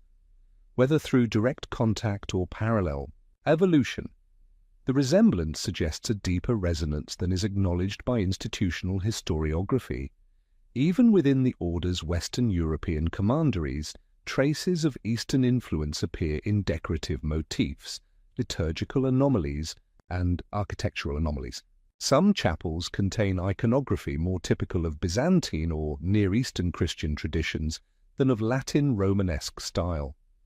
Others feature Arabic calligraphy, repurposed mosaic tiles, or carved patterns consistent with Eastern aesthetics. These incorporations may have been viewed by contemporaries as exotic spoils of conquest, but their systematic presence across multiple sites hints at a more complex appreciation, or even reverence, for the aesthetics and symbols of other traditions. The Templars' legal autonomy also facilitated these exchanges. Unlike other Western institutions bound by diocesan oversight or monastic orthodoxy, the Templars could import, store, and disseminate manuscripts without approval from local bishops. their chaplains answered only to the Grand Master or the Pope, allowing for doctrinal experimentation or heterodox exploration shielded from conventional inquisitorial mechanisms. This structural independence made them potential conduits for intellectual transmission across religious boundaries, even if the contents of such exchanges remain speculative. Critics might argue that the Templars, as crusaders, would have shunned and rejected Islamic or Eastern influence. However, this presumes a level of ideological rigidity inconsistent with their operational pragmatism. The order's success depended not on doctrinal purity but on adaptability, intelligence, and institutional insulation. Cultural interface was not merely tolerated, it was structurally inevitable, and in several cases it was strategically pursued. By the time of their suppression, the Templars had become, in effect, cultural intermediaries. Their rituals, codes, and structures, while publicly aligned with the Latin Church, reflected a synthesis of influences made possible by their unique geographic position and organizational immunity. In this sense, they operated as agents of a trans-religious infrastructure, one capable of absorbing techniques, knowledge, and aesthetics from the very enemies they were ostensibly sworn to destroy. This paradox, publicly adversarial, privately interactive, underscores the larger thesis that the Templars functioned on dual registers. Their interfaces with Islamic and Eastern traditions were not betrayals of their mission but expressions of their deeper role to navigate, manipulate, and extract value from the interstices of civilizational conflict. What they preserved, adapted, or internalized from those interfaces remains largely hidden. But the residues, linguistic, architectural, and ritualistic, point to a syncretic substratum beneath the militant narrative, one that continues to defy the binaries of East and West, orthodoxy and heresy, friend and foe. The conventional portrayal of the Templars as stalwart defenders of Christian orthodoxy collapses under scrutiny when set against the broader context of heterodox movements operating in parallel across medieval Europe. While the Latin Church expended considerable effort suppressing dissident theological groups, Cathars in Languedoc, Bogomils in the Balkans, and various Gnostic sects across northern Italy and southern France, the Templars often maintained a conspicuous silence or ambiguous presence in regions known for heretical ferment. Their commanderies, fortresses, and estates were not simply passive observers of heretical activity. In many documented instances, they coexisted in proximity to it, benefited economically from its displacement, or absorbed its residual structures once persecution was complete. The hypothesis that the Templars functioned not merely as opponents of heresy, but as covert brokers or intermediaries in its management, introduces a disturbing reversal in the standard narrative. During the Albigensian Crusade, 1209 to 1229, launched to eradicate the Cathars of southern France, Templar properties in the region remained largely untouched. While secular lords were stripped of titles and heretical communities were razed or driven underground, Templar estates persisted without recorded disruption. Their ambiguous position during this violent purge, neither active participants in the crusade nor open defenders of heretics, suggests a policy of deliberate neutrality. But neutrality in such a context is inherently political. It implies a calculation that the Templars stood to gain more by preserving their infrastructure and remaining ideologically opaque than by aligning with either inquisitorial violence or heretical resistance.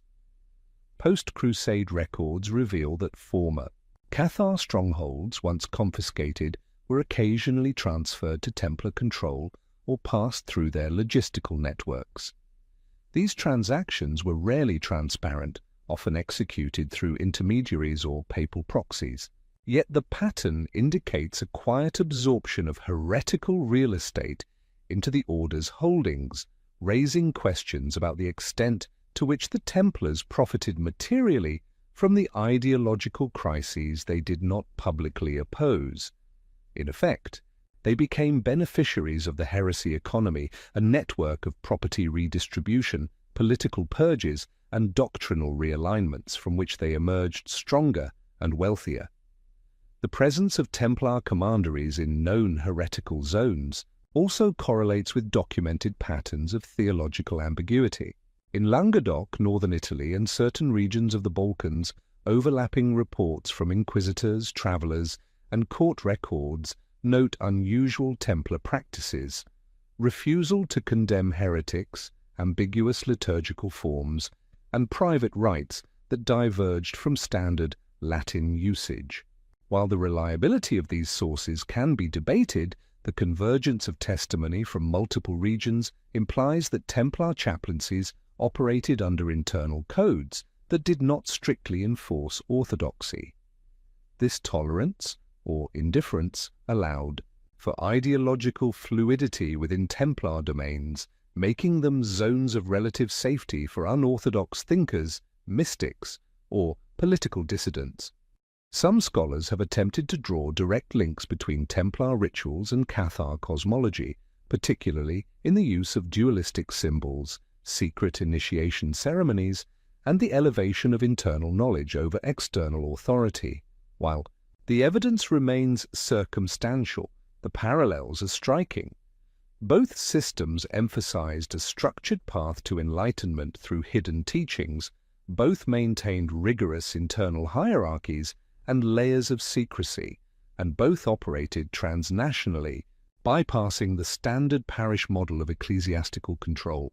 Whether these similarities indicate direct influence or parallel development remains unresolved, but they complicate any claim to doctrinal purity on the part of the Templars.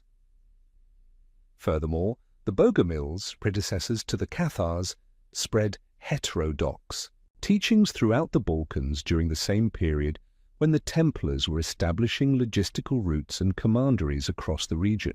While little documentation survives regarding Templar interaction with Balkan heretics, geopolitical logic suggests at least tacit coexistence. The Templars required access to transport corridors, ports, and safe houses in regions not always controlled by Orthodox Christian powers. In exchange, they may have offered protection, logistical support, or simple non-interference to local groups whose theology deviated from Rome but posed no threat to Templar operations. Inquisitorial documents from the early 14th century, particularly those associated with the suppression of the order, highlight recurring accusations that the Templars harbored heretical texts, venerated unorthodox symbols, or engaged in blasphemous rites. While modern historians have dismissed many of these claims as politically motivated, the consistency of certain themes cannot be ignored. The references to worshipping a head, denying Christ, or engaging in reversed liturgical forms may reflect garbled understandings of internal Templar practices rooted in symbolic or esoteric systems unrelated to official Catholic doctrine. That inquisitors interpreted these behaviors as heretical only underscores how little of the Templar inner world was visible to outside observers. The possibility that the Templars not only tolerated but systematized a form of controlled heterodoxy opens new lines of inquiry. It suggests that the order functioned as a containment mechanism, a space where potentially subversive ideas could be explored, neutralized, or appropriated without threatening the public face of Christendom. This model aligns with later practices of secret societies where alternative cosmologies were incubated in private while maintaining an outward posture of conformity. The Templars, shielded by papal immunity and logistical autonomy, were structurally capable of such dual operation. It also explains in part the intensity of the backlash that ultimately led to their destruction. The threat posed by the Templars was not simply one of wealth or military strength, but of ideological ambiguity. In an age when heresy was treated as contagion, the Templars' refusal to police theological boundaries made them complicit in the eyes of both church and crown. Their encrypted rituals, secret codes, and cross-cultural engagements created a cloud of suspicion that could not be dispelled through legal defense or theological clarification. They had, over time, constructed a sovereign ideological space, one that was neither heretical nor orthodox, but something altogether more destabilizing, unclassifiable. The absence of surviving Templar theological writings exacerbates this ambiguity. Unlike other religious orders, the Templars did not produce commentaries, scholastic debates, or doctrinal treatises. Their knowledge was embodied, ritualized, and transmitted internally, making it resilient to external interrogation, but vulnerable to permanent loss. What theological content may have existed, if any, was likely oral, symbolic, or encoded in forms not legible to church bureaucracies.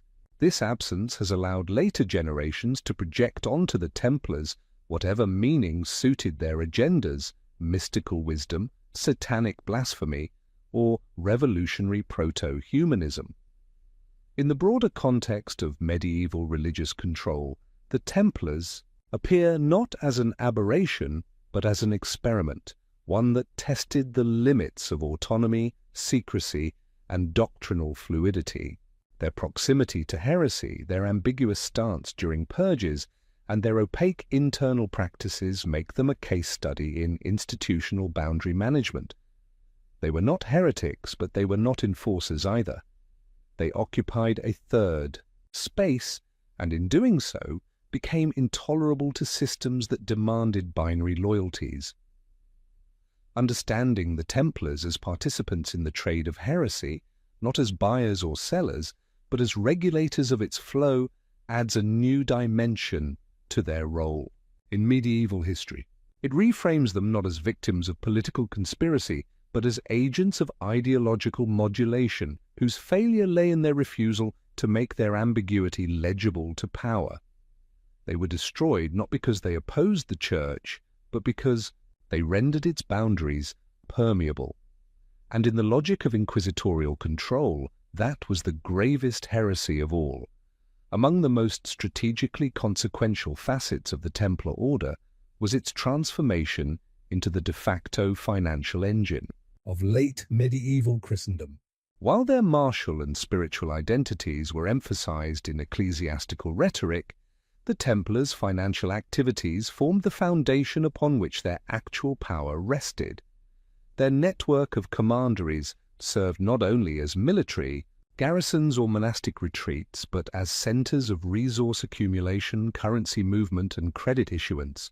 Over time, this financial infrastructure outpaced local feudal economies in sophistication and mobility, giving rise to an alternative economy that coexisted with and quietly subverted the formal structures of church and crown. The Templars' economic model was rooted in a few key pillars: asset centralization, legal immunity, and trust-based circulation. Pilgrims and nobles entrusted their valuables to Templar houses under the protection of religious sanctity. In return, the order issued letters of credit, transferable documents that could be redeemed at distant commanderies. These instruments allowed for the circumvention of physical transport risks and the problem of inconsistent coinage across jurisdictions. The use of such letters required a reliable internal accounting system capable of tracking deposits, authenticating signatures, and ensuring liquidity across the order's international footprint. That such a system functioned with minimal fraud or default suggests that the Templars had internal checks, encoded procedures, and redundancy protocols far ahead of their time. As early as the mid-12th century, monarchs and high-ranking nobles began using Templar treasuries to store state assets, pay mercenaries, and fund diplomatic missions. The Temple in Paris, for instance, effectively served as the central bank of the French monarchy for decades prior to the order's dissolution. The Crown of Aragon, the Kings of England, and even papal legates utilized Templar infrastructure to move funds, stabilize currency flows, and store confidential records. These relationships were not merely contractual but institutional. Templar treasurers advised royal courts, participated in diplomatic councils, and even served as mediators in territorial disputes. They did so while remaining answerable to no secular authority, only to the Grand Master, and nominally to the Pope.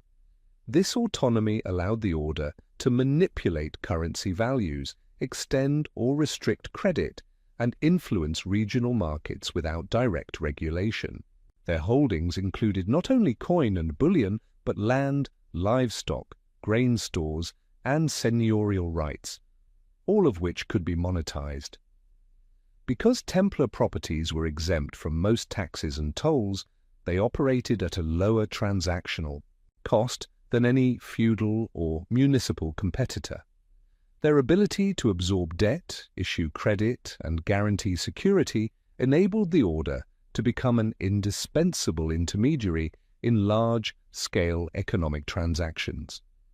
Behind these visible activities lay a parallel structure of financial control, the shadow economy of the Templar network. While formal records were maintained for clerical review or donor satisfaction, substantial portions of the order's wealth existed outside documented systems. Donations were sometimes processed without full inventories. Estates were leased to intermediaries whose contracts remained unpublished. Income from non-Christian clients was masked through proxies. These tactics allowed the Templars to amass flexible capital, unencumbered by liturgical constraints or secular documentation, usable for activities the Church could not officially sanction. This shadow economy also enabled the order to navigate conflicting geopolitical pressures. In regions where papal interests clashed with royal agendas, Templar finances could be used to influence outcomes indirectly. By underwriting loans to one party while granting sanctuary to another, the order operated as a hidden lever within larger political contests. Its role in funding certain crusades while withholding support from others reveals a capacity to shape military strategy not through force of arms, but through the provision or denial of logistical support. Moreover, the order's financial architecture was not limited to Europe. In the Levant, Templar strongholds served as storage points for Eastern commodities, spices, textiles, and precious metals, traded with Muslim, Armenian, and Byzantine merchants. These goods were often transported using Templar ships stored in fortified ports and auctioned through internal or affiliated networks. The Order's maritime fleet, though officially a logistical tool for pilgrim transport and military resupply, functioned in reality as a semi-autonomous trade network. Templar ships bypassed customs, docked at private harbors, and conducted exchanges under internal supervision, shielded from local tariffs or episcopal oversight. These financial activities required not just institutional capacity, but technical knowledge. The Templars employed scribes, accountants, and translators familiar with Arabic numerals, complex contracts, and multilingual correspondence. They used seals, ciphered marks, and ledger systems that evolved across regions, suggesting adaptive governance rather than doctrinal rigidity. Such professionalization within a religious military order is anomalous and signals the emergence of an early financial bureaucracy whose sophistication rivaled that of contemporary royal treasuries. The opacity of this system became its most potent shield. Few outside the order fully understood its breadth or mechanisms. Royal courts depended on Templar credit while remaining largely ignorant of its conditions. The papacy approved their privileges but lacked access to internal records. Even lower-ranking Templars had limited visibility into broader fiscal operations.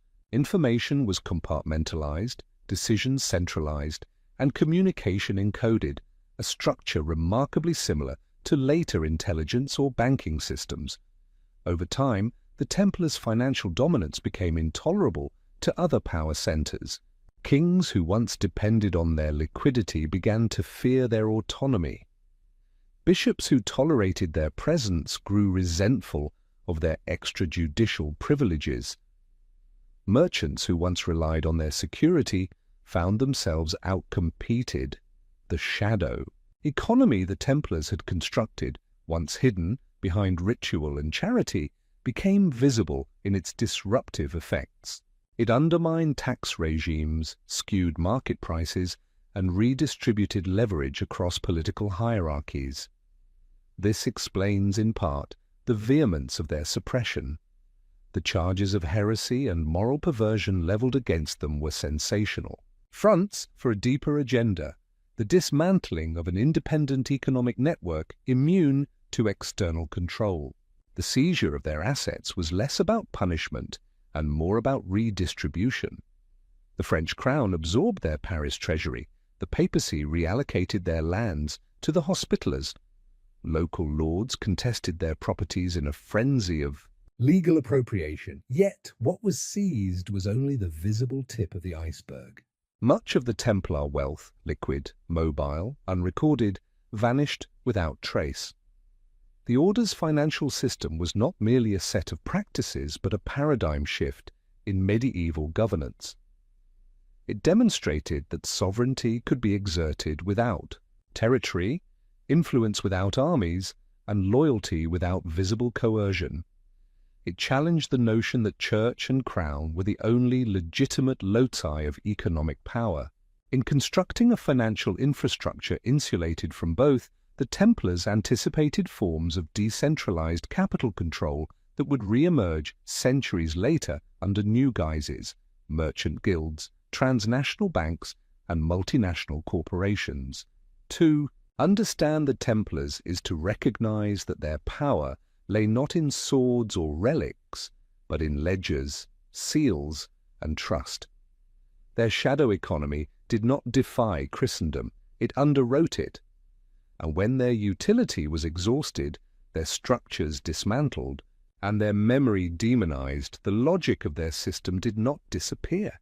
It was absorbed, rebranded, and reborn in other forms, often bearing no outward resemblance to the order that first demonstrated what a decentralized financial apparatus could achieve in a world ruled by visible thrones and altars. The relationship between the Knights Templar and the monarchies of medieval Europe was neither static nor peripheral. It was central to the evolution of political authority during the 12th and 13th centuries. While the Templars are frequently framed as auxiliary agents of papal and crusading power, their real function was often entangled with the financial, diplomatic, and strategic needs of ruling houses. What appears as cooperation on the surface reveals, under closer examination, a deeper structure of codependence, hidden influence, and at times manipulation. The Templars were not merely servants of kings, they were, in many cases, the architects and arbiters of royal capacity. From England to Aragon, Hungary to Portugal, the Templars received donations, privileges, and exemptions directly from monarchs. These gifts, land, castles, tax rights, or ports, are often interpreted as signs of royal favour or as payment for military support. But such an interpretation underestimates the asymmetrical nature of the exchange. What kings received in return was not only spiritual merit or defensive muscle, they obtained access to a network capable of moving funds, brokering intelligence, and stabilizing internal dissent. The Templars became indispensable precisely because they could operate outside local feudal entanglements. Their immunity from taxes and their allegiance to the Pope, paradoxically, made them neutral mediators in domestic politics. In England, the relationship was especially intimate. During the reign of King John, 1199 to 1216, the Templars acted as financial intermediaries and diplomatic couriers during his disputes with the barons and the church. When John was excommunicated and England placed under interdict, the Templars maintained the logistical lines of governance, helped channel royal funds, and negotiated with papal representatives. They were entrusted with regalia, royal archives, and confidential letters. Later, during the reign of Henry III, Templar treasurers effectively functioned as officials of the royal exchequer. Their proximity to power was institutional, not episodic.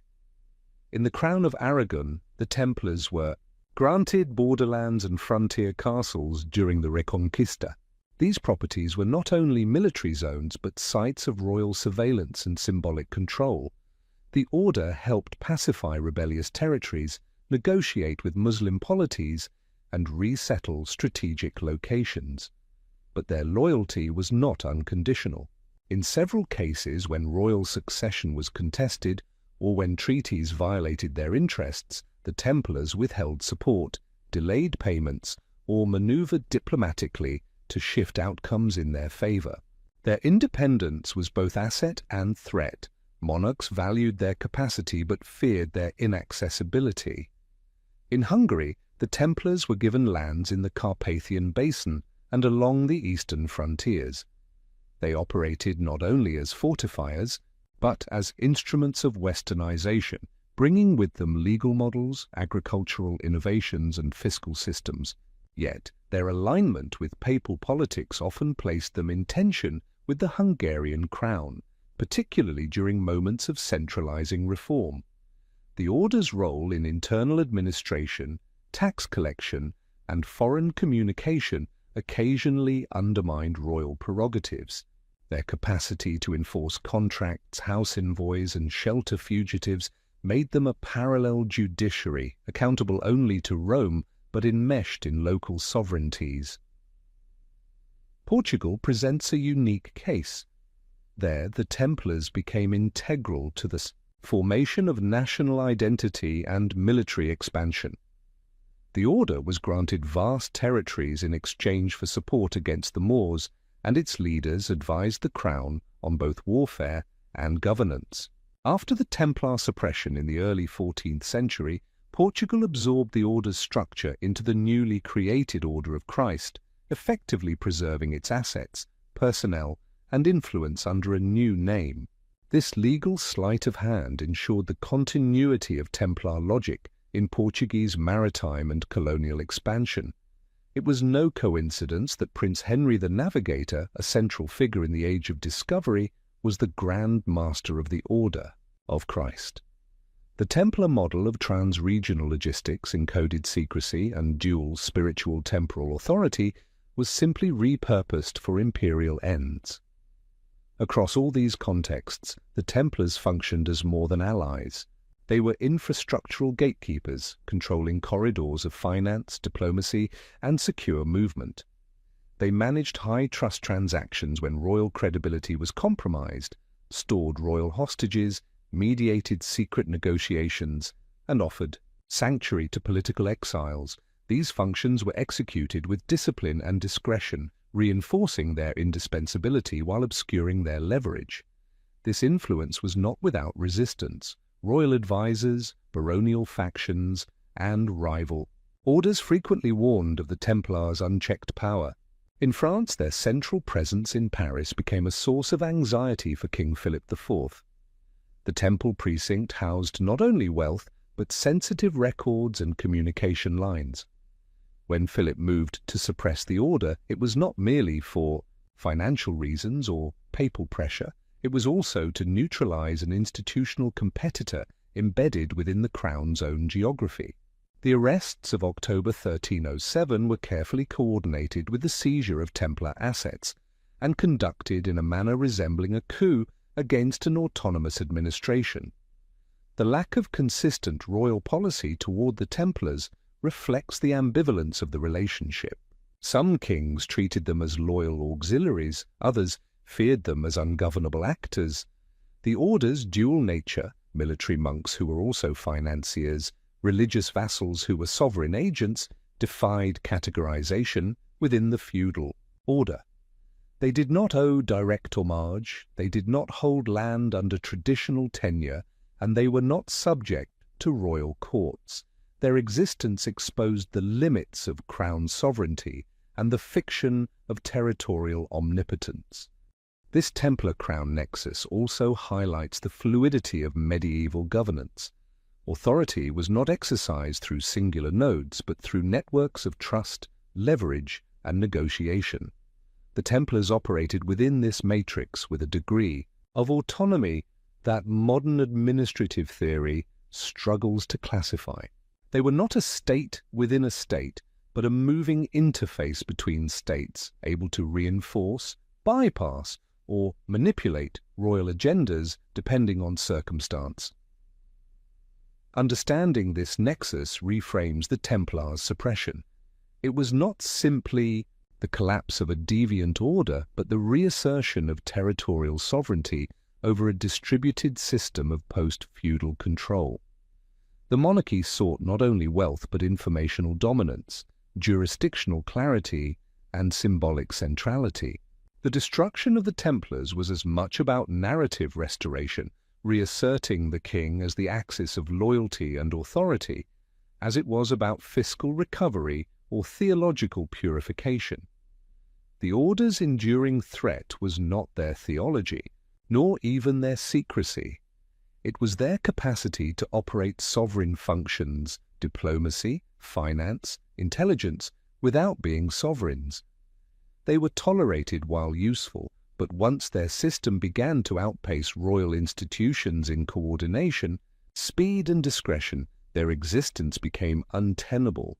The Templar crown nexus, once a tool of statecraft, was perceived as a challenge to its legitimacy. And in a world increasingly obsessed with the centralization of power, such ambiguity had to be erased. The coordinated arrests of the Knights Templar on 13th of October 1307 under orders from King Philip IV of France are typically framed as a watershed moment of judicial retribution and theological correction. The standard narrative invokes charges of heresy, blasphemy, idol worship, and moral depravity. Yet a critical examination of the chronology, logistics, and messaging of the suppression suggests not a spontaneous enforcement of justice, but a carefully orchestrated political performance. The suppression functioned as theatre, a ritualized spectacle of purification whose true aim was the consolidation of power, the reassertion of royal sovereignty, and the destruction of an ungovernable institution that had outlived its utility. Philip IV's motivations were neither spiritual nor moral. His regime was financially exhausted from wars with England and Flanders, entangled in disputes with the papacy, and burdened by debts owed in part to the Templars themselves. The Order's Paris commandery had long operated as a de facto royal treasury, and the Templars' refusal to subordinate their records and procedures to the king's court made them both a financial target and a symbolic affront. The suddenness of the arrests, executed simultaneously across France at dawn, implies months of preparation. This was not reactive governance, it was premeditated statecraft, carried out with militarized precision. The charges leveled against the Order were inflammatory by design. Allegations included ritual denial of Christ, spitting upon the cross, worship of a mysterious bearded head, the so-called Baphomet, and indecent kissing during initiations. These accusations were not new. In the language of inquisitorial regimes, they mirrored stock tropes applied to heretics and sects throughout the 13th century. What distinguished the Templar case was the scale of application. A vast and powerful network was suddenly reclassified not merely as suspect, but as institutionally heretical. This required a leap in logic that could only be bridged by public spectacle. The role of the Inquisition in this affair was secondary, not primary.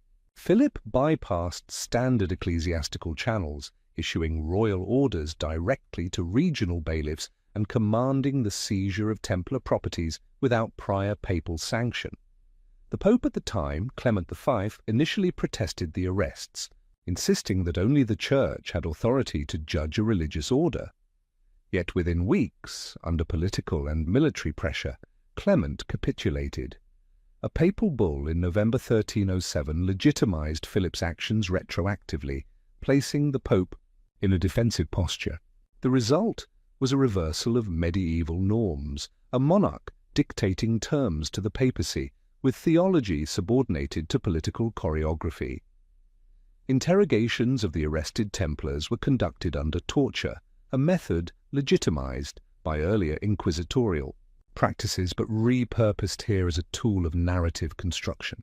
The confessions extracted, often contradictory, sometimes recanted, served not to illuminate truth, but to populate a pre-written script. Those who denied the charges were subjected to repeated torture. Those who complied were paraded as proof of systemic guilt.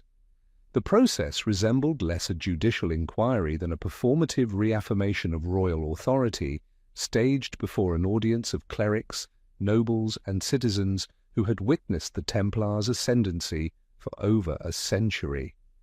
The timing and messaging of the suppression further indicate theatrical intent. The arrests occurred on a Friday the 13th, a date that later generations would mythologize, but which in its own time was selected for maximum impact at the end of a liturgical week. The spectacle continued through show trials, public burnings, and the dramatic execution of Grand Master Jacques de Molay in 1314, whose final statement, denying the charges and cursing his persecutors, was delivered atop a pyre within sight of the royal palace. This death, timed to follow years of procedural delay and political negotiation, was the climax of the theatre, the silencing of a figure who refused to conform to the script. What the suppression achieved, beyond the dissolution of the order, in France, was the redistribution of assets and symbolic capital. Templar properties were nominally transferred to the Knights Hospitaller, but in many cases they were absorbed by the crown or contested by local lords. The financial and logistical infrastructures painstakingly built over generations were fragmented, their records confiscated, redacted, or destroyed. The commanderies were stripped of autonomy, and the Templar name itself was rendered unutterable in formal discourse. The memory of the order was not merely suppressed, it was rewritten, converted from a model of disciplined autonomy to a cautionary tale of corrupted secrecy. This theatrical suppression functioned as a prelude to a broader political shift. In the following decades, monarchs across Europe intensified efforts to centralize power, standardize legal codes, and subordinate religious institutions to state control. The Templars, once tolerated as intermediaries, had demonstrated that institutional opacity could become too powerful to contain. Their destruction sent a clear message to other autonomous bodies. Loyalty was not enough. Visibility, auditability, and jurisdictional compliance were now prerequisites for survival. The suppression also neutralized the Templars' unique legal status. Their immunity from local courts, tax exemptions, and allegiance to the Pope had insulated them from secular influence. By dismantling this structure, Philip V reasserted the primacy of territorial sovereignty. The precedent established that a religious order could be destroyed by royal fiat and retroactively legitimated by the Church redefined the architecture of medieval governance. It transformed heresy from a theological category into a political weapon deployable against institutions that deviated from the centralized state paradigm. The remnants of the order did not vanish entirely. In Portugal, the aforementioned Order of Christ absorbed much of the Templar infrastructure. In Scotland and parts of Eastern Europe, local authorities refused to enforce the suppression, allowing some Templars to survive under different guises. But the global network was broken, its archives scattered, its personnel imprisoned, executed, or absorbed. The spectacle had done its work. The idea of a transnational, autonomous religious military financial entity was rendered unspeakable. In a retrospect, the suppression of the Templars must be understood not as an end, but as a transformation. The physical assets were appropriated, but the methods, the encrypted communication, the ritual discipline, the decentralized logistics, did not disappear. They were studied, repurposed, and, in some cases, imitated by later institutions. The real achievement of the suppression was to erase the order as a legal and symbolic entity while preserving, in fragmented form, its operational blueprint.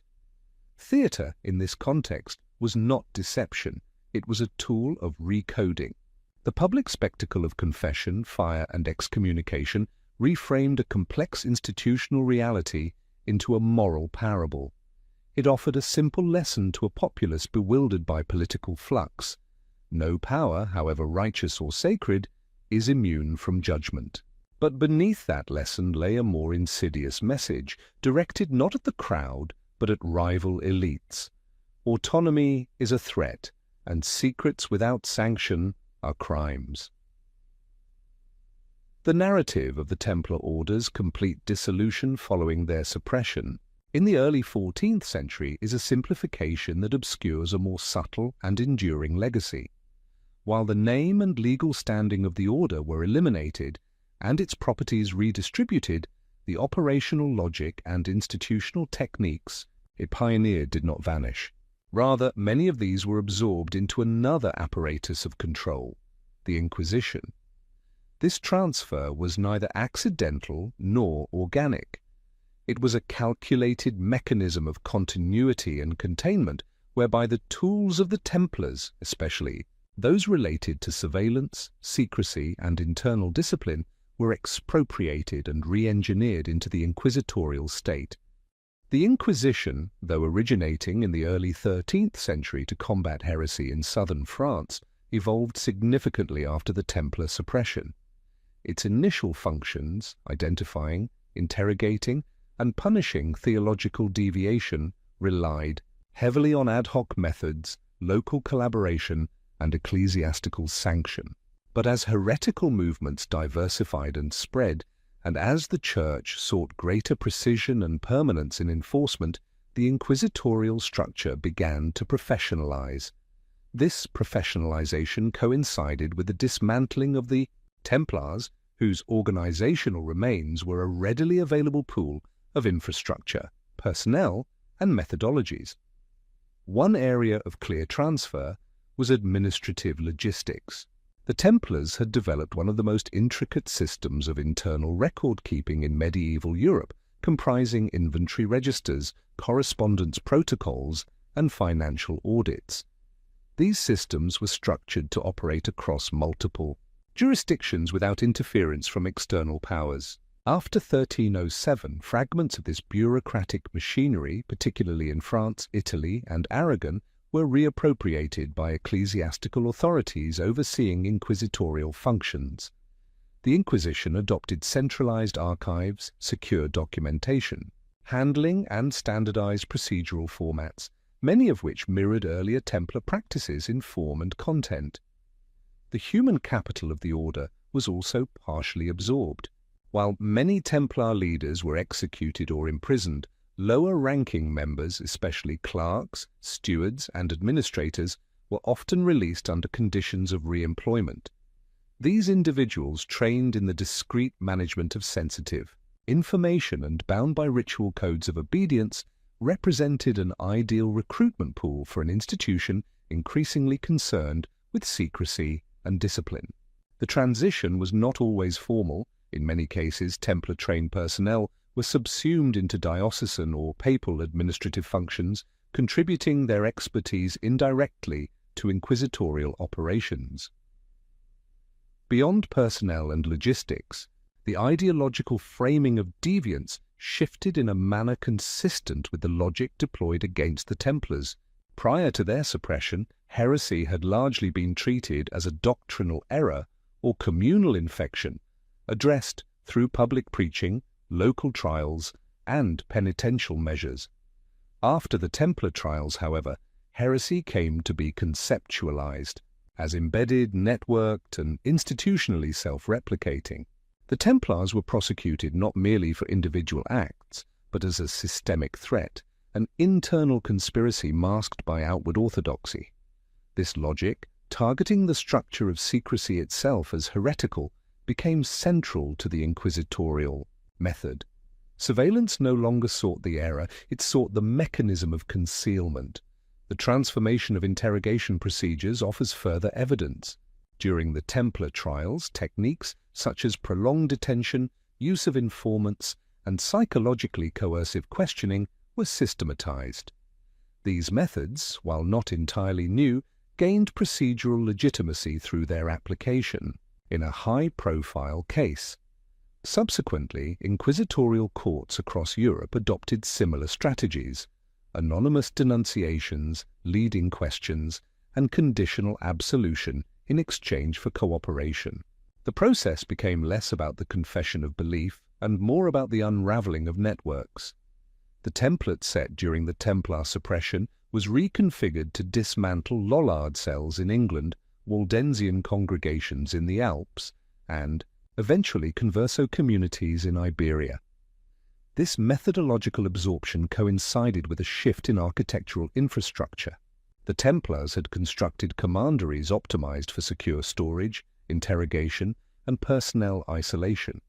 Many of these sites were repurposed for inquisitorial use, first as holding centers, then as regional headquarters.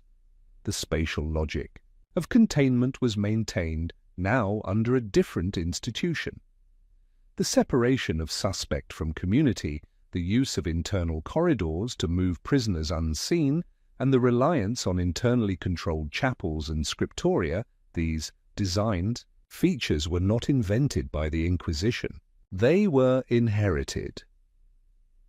Perhaps the most significant legacy was ideological, the redefinition of secrecy as inherently suspicious. The Templars had operated through codes, rituals, and exclusive initiation processes. These mechanisms, once tolerated as institutional discipline, were recoded by inquisitors as signs of heresy. In effect, the very methods that had protected the order's integrity were used to justify its destruction, and then adopted by its destroyers to protect their own operations.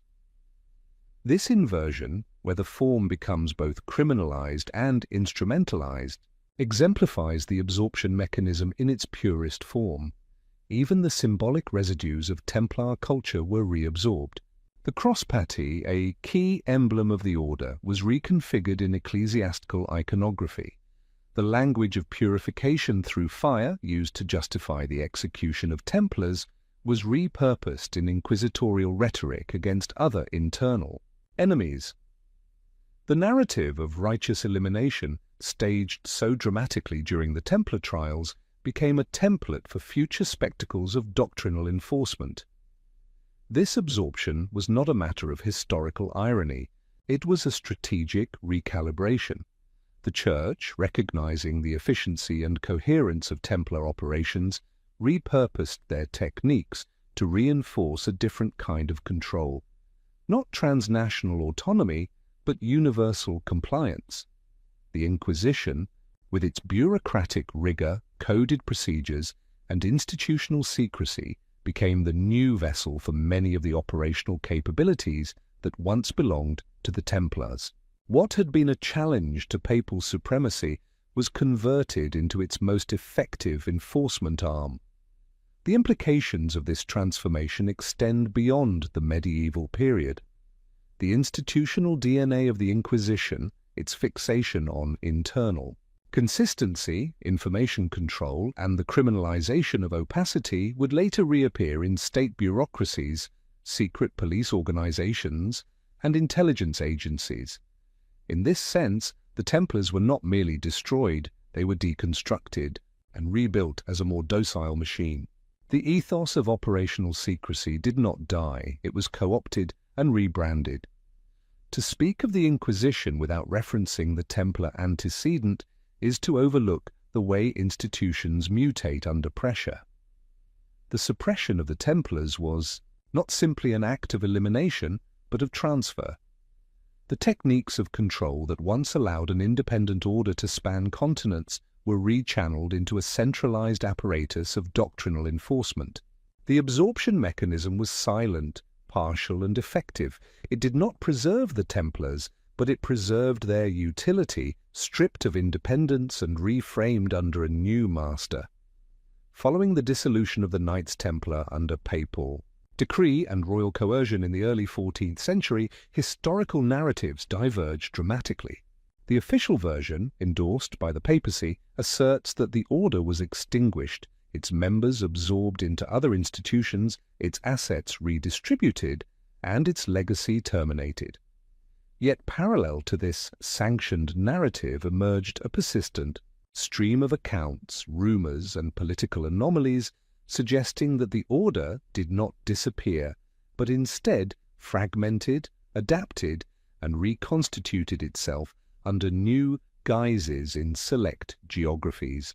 Portugal and Scotland in particular figure prominently in this alternative history, not as footnotes, but as escape valves through which Templar continuity was maintained in muted but operational forms.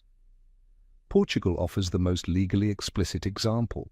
There, King Dinis, I refused to prosecute the Templars with the zeal shown by Philip IV of France. Instead of persecuting them, he negotiated with the papacy to create a new order, the Ordem de Cristo, Order of Christ, formally established. In 1319, many former Templars were quietly transferred into this new institution, which inherited not only substantial Templar properties, but their maritime infrastructure, internal rules, and hierarchical discipline. This was not a rupture, but a rebranding, executed with clerical consent and royal patronage. The Order of Christ would later play a critical role in Portugal's Age of Discovery, providing funds, personnel, and logistical knowledge for expeditions along the African coast and into the Indian Ocean. Prince Henry the Navigator, a central figure in Portuguese expansion, was Grand Master of the Order, effectively fusing Templar operational logic with imperial ambition. What took place in Portugal was not exceptional in its intent, but in its transparency. Elsewhere, particularly in Scotland, the narrative becomes more speculative, driven by gaps in the official record and the persistence of regional anomalies. In 1314, the same year that Jacques de Molay was burned in Paris, the Battle of Bannockburn took place in Scotland, a pivotal moment in the Scottish Wars of Independence. Later accounts, including those not written until centuries afterward, claim that a contingent of exiled Templars arrived in Scotland and fought alongside Robert the Bruce, whose own excommunication had placed him outside papal favour. These accounts lack documentary confirmation, but they align with the geopolitical logic of the time. Scotland, under interdict, was one of the few places in Europe where papal edicts carried no practical force. If any Templar remnants survived, as an organised body, Scotland provided a jurisdictional vacuum where they could regroup. The existence of later Masonic lodges, particularly those in Edinburgh and Kilwinning, with rituals invoking Templar symbolism, has further fueled theories of underground continuity. While Freemasonry did not emerge in its modern form until centuries later, the symbolic migration of Templar imagery into early fraternal organizations suggests that some form of institutional memory was preserved and rearticulated in symbolic terms. Whether this constitutes organizational survival or cultural appropriation remains debated, but the symbolic residue is undeniable. Beyond Portugal and Scotland, other regions show traces of what may be described as strategic dispersal. In the Crown of Aragon, certain Templar fortresses were quietly handed over to the Order of Montesa, founded in 1317, specifically to inherit Templar property.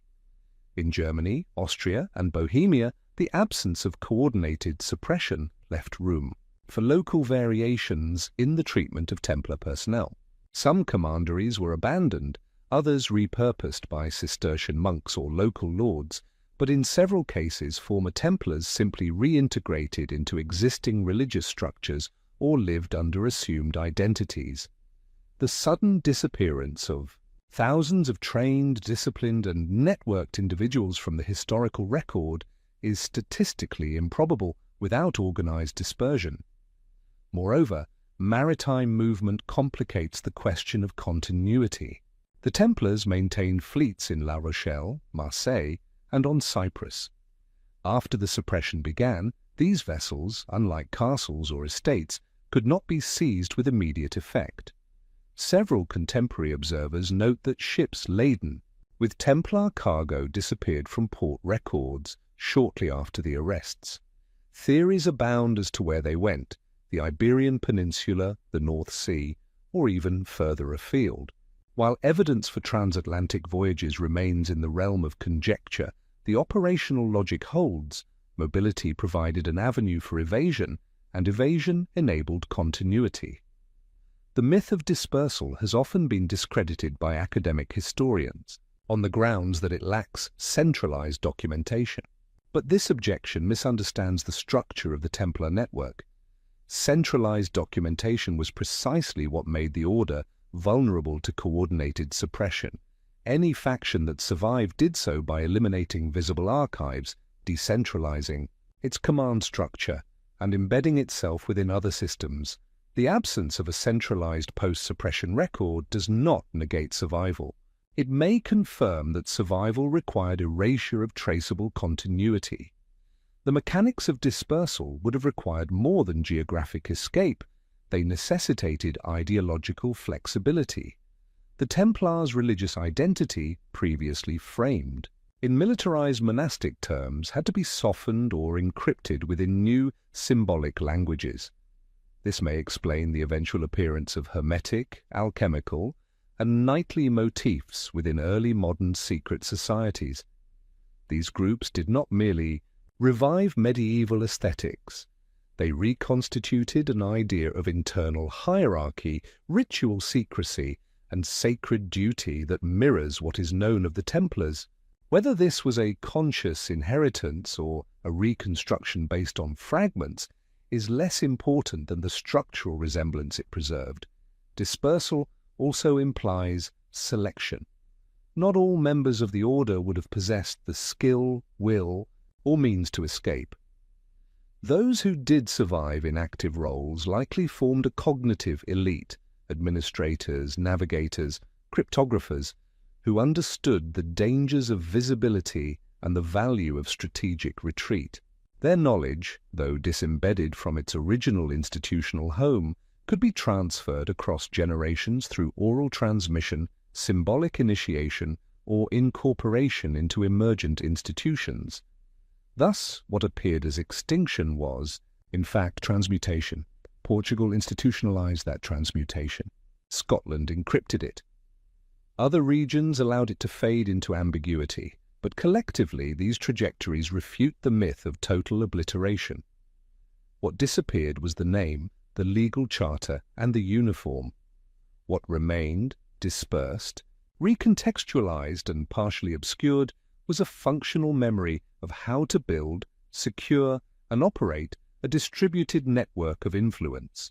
This memory, encoded in stone, ritual, and lineage, outlived the flames of papal judgment. Dispersal, therefore, was not defeat, it was adaptation. It marked the shift from centralized institution to ghost protocol, from overt commandery to covert cell, from public order to hidden scaffold. The myth of disappearance persists because it was convenient to those who authored it. But the map of post-Templar Europe, its symbols, structures, and silences, reveals another story, not of extinction, but of exile and echo. The hypothesis that elements of the Templar order survived their official dissolution through encoded transmission into early modern secret societies, particularly Freemasonry, remains controversial. Academic consensus often treats such connections as speculative at best, rooted more in Enlightenment myth-making than in verifiable institutional continuity. Yet the symbolic, ritualistic, and structural overlaps between the Templars and early Masonic bodies are too extensive to dismiss as coincidence. When examined critically, not through the lens of Romanticism, but through forensic institutional analysis, these parallels suggest a transmutation rather than resurrection.